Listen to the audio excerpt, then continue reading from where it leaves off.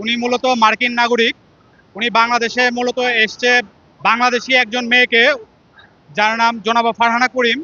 উনাকে উনি 2018 সালে বিয়ে করেন এবং তৎপরবর্তীতে উনার 3টা সন্তান হয়, উনাদের 3টাই ছেলে সন্তান।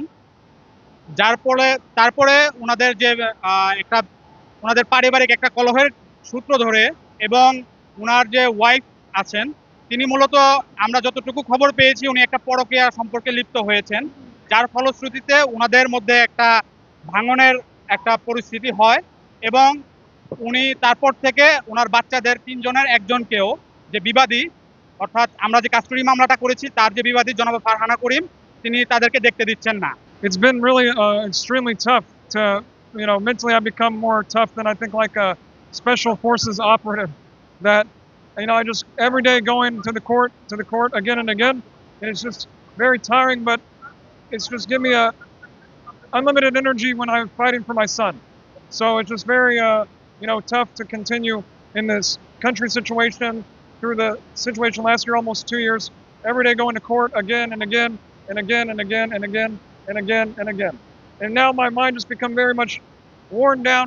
It just like become more stronger the longer that I go on. I just become more stronger in my journey, in my mission.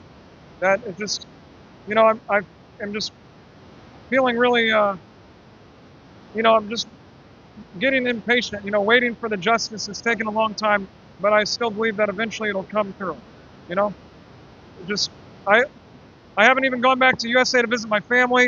One of my relatives, one of my close relatives has passed away. I didn't get to go to the funeral. I've been missing all of them over there because I'm really missing seeing my son, and I haven't been able to see him hardly any time at all. And he's the first priority in my.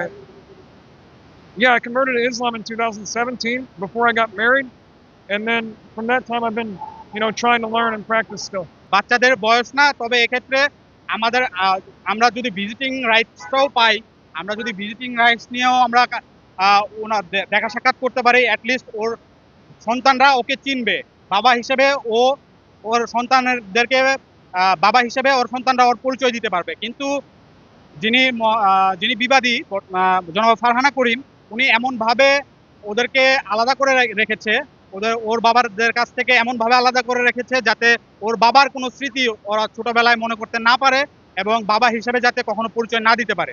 সেই জন্যই মূলত উনি এই কাজগুলো করছেন এবং বিভিন্ন অজুহাতে বিভিন্নভাবে আমাদেরকে ঘুরাচ্ছেন এবং ও আজকে 2 বছর হলো ও বিভিন্ন কোর্টের দ্বারে দ্বারে ঘুরছেন ন্যায় বিচারের জন্য, ওর সন্তানদেরকে দেখার জন্য।